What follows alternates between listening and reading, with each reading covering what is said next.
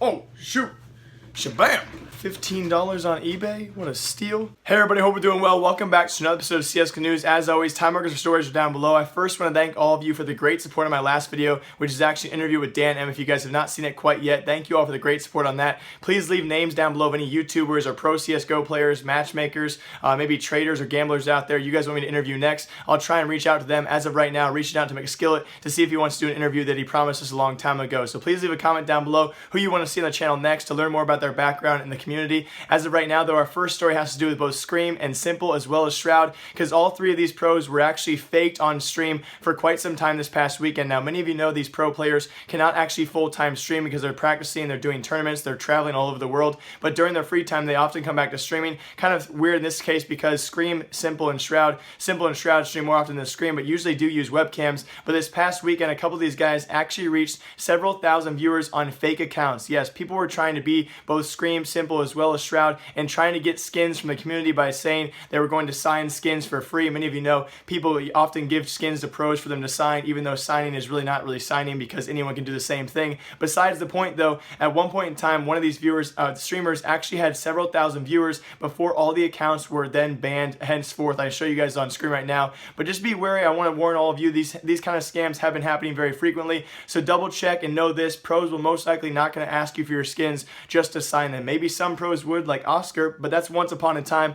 Now moving on to our next weird story. I do love FaZe Mojo, guys, but he can be kind of goofy sometimes as well. He does work hard and party hard. On his Instagram post a couple days ago, he did post this, which a lot of people question because of his hashtag. Hashtag swallow the babies was on this picture. As you can see, he's drinking something out of some form of maybe a sock or some form of drinking device, but we're not really sure what he's drinking and why he would use that hashtag. A lot of people question what the heck Mojo was drinking. Probably just an alcoholic beverage, but as you guys can all see, he still does party very hard and putting out great content as well. So that was a short FaZe Mojo story. I used to cover FaZe Mojo or Mojo all the time back in the day when I was doing these weird episodes of CS News, so it's kind of great to bounce back towards that. But also some more Tyloo updates for all of you on the attacker situation. Many of you know I actually mixed up attacker and fancy on the Tyloo roster. The Tyloo bans, that is, because over half their roster was banned about a month ago. Now I can tell you fully the updates for that as they release this on their social media. I'll show that tweet on screen right now. We do have their 5-man roster for Dreamhack Las Vegas, which does start on the 15th of February, so only a few days away for all of you. As of right now, this tweet also does translate into saying that they're going to offer at least 4 of those 5 players on screen for all of you. That's going to be probably Mo, DD, somebody, an attacker. They're going to be contracted out until 2019. Now, as of right now, for Fancy, one of those players who was banned for negotiating contracts or debating with other teams whether they're going to join, he was one of those players who was caught. As of right now, he is still inactive on the roster. We do not know if he's included in this or if he'll come back sometime soon. So a really weird situation, as 2 of the 3 players that were banned previously for the same thing as Fancy did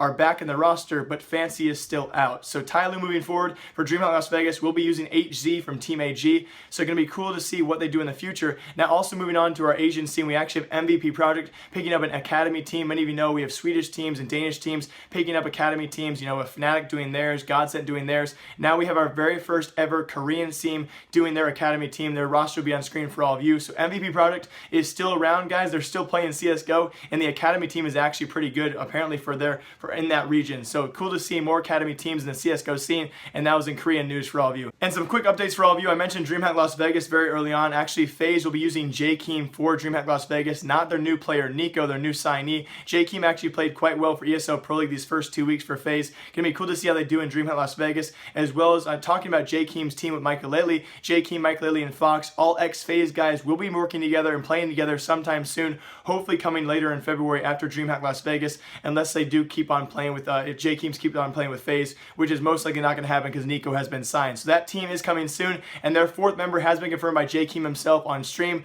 Will indeed be former North player Rubinho, who's replaced by AZ. So will be the former Ex-FaZe guys. That will be Jkaem, McSkillet, Fox, joined by Rubinho, still to announce their 5th member, but here's Jkaem announcing on stream their 4th member, Rubinho. Things changed, you know, so there has been delayed.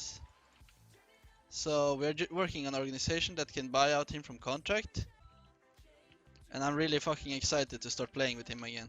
He is one of my best friends in this game. Me and Ruben. And also a quick talking point for all of you heading in Dreamhack Las Vegas, guys, in just 3 days, or about 2 days by the time you watch this video. 2 days away, we will see 16 teams competing for over $400,000 in prize pool earnings. And then actually of those 16 teams, I want to tell all of you, at least 7 of those teams, nearly half of those teams, are either new rosters, have new members, or completely new teams altogether. We have Misfits being a new team. We have the Swedish teams being there. You know, also FaZe and North's going to be there as well with new rosters. So almost half of these teams competing this week in Dreamhack Las Vegas for big prize pools and best of 3 series, also best of 1. It's going to be cool to see are all new teams or different rosters. So it's going to be cool to see how these teams do. And I thought this was briefly worth mentioning for all of you. I'm going to link Richard Lewis's YouTube down below. He released a video about an hour ago of me recording this night video. You guys aren't going to see this until 12 hours after he uploads it. So please go check that video out. I'll link that down below, or Richard's channel down below for all of you. Many of you know Richard Lewis. His reports very good CSGO news. He's been reporting a couple of gambling sites out there. Actually reported Drakemoon last night for a scam site. Now I do want to tell you all right now, I will be releasing a special video for all of you about 2 different gambling websites and 2 different scams, each including vast amounts of money being scammed. Not only the sites that Richard Lewis has mentioned, but actually 2 unique sites of my own that I've actually out there scamming right now that I want to release as soon as possible for all of you. So I have a big exposed video coming out for those two websites that are apart from Richard Lewis's sites. He actually does go talk about Drakemoon. I want to talk about this with all of you who did not watch that video. As of right now, he actually was reached out to by several YouTubers who he could not name about the amounts of money that Drakemoon was willing to pay them for their sponsorships. Now, many of you know McSkillet was offered, never did a video. We had Sparkles do videos. We also had Nick Bunyan do several videos for Drakemoon. Now, according to him, as of right now, the offers on the table for those big YouTubers of at least 100,000 YouTubers, subscribers or plus, were actually offered amounts of $75,000, ranging all the way up to $150,000 for one promotional video. Now, why I'm bringing this up is because I've been debating taking on sponsorships. Many of you know about this if I want to go full-time this summer. This making me feel all the more guilty as we hear more about these scamming sites out there. But I have not been offered this kind of money, $75,000 for about a 5-minute video. That is insane to think about, almost to the point where I thought to myself, you know, I really almost can't blame Nick Bunyan, although his greed was actually multiple videos. But still, I mean, a question to all of you watching right now, would you guys not sell out for $75,000 or $150,000 for 5 minutes? That's holy. And one last piece of news, we actually called this out in a live stream with all of you guys who are watching. By the way, I've been loving live streaming these past few days. You guys have been so generous and so fun to hang out with, as well as doing so many giveaways for all of you guys who are watching and being loyal and actually enjoying the streams. ChrisJ will be returning to Mousesports for at least the time being. Kind of an awkward situation when a team kicks ChrisJ because Nico said, hey, I want to have a team with Lowell and Oscar. Nico then gets what he wants and then is bought out for at least $1 million by FaZe. Again, you can't really blame Nico there, but it's kind of funny. He gets his dream team, which probably wouldn't have been too much of a dream team. They kick out ChrisJ awkwardly and they're like, hey, Chris, yeah, Nico's gone, so can you come play for us for Dreamhack Las Vegas? So ChrisJ will be back this week, guys, for Dreamhack Las Vegas. Who knows how long they're going to keep him around. But that Mousesports lineup is definitely going to be hurting because now they have 2 oppers or primary oppers. ChrisJ apparently will be taking over the rifler role. So ChrisJ no longer your opper. That will be Oscar instead. He'll be a rifler. So Mousesports going to be hurting for Dreamhack Las Vegas. Maybe this will be a dream squad though. Maybe ChrisJ comes in and takes over IGL and rifler role, but we'll see who actually IGLs for the team. And again, we're going to have to see how this Mousesports lineup does do in the future. So I do feel bad for them, but that's going to do it for today's episode of CSGO News. I'm actually losing my voice as of right now. I hope you all enjoyed this episode of CSGO News. It was a great one to make. We have some big announcements and some great videos coming soon for all of you. And everyone, please tweet at McSkillet. I want to interview him right now. He's promised us an interview, but he keeps on backing out of it on it. So hopefully you guys can all convince him to do that. As always, live, love, laugh a lot. Remember, I like you. I will see you guys all tomorrow with more CSGO News. Remember, I like you. Okay, see you guys.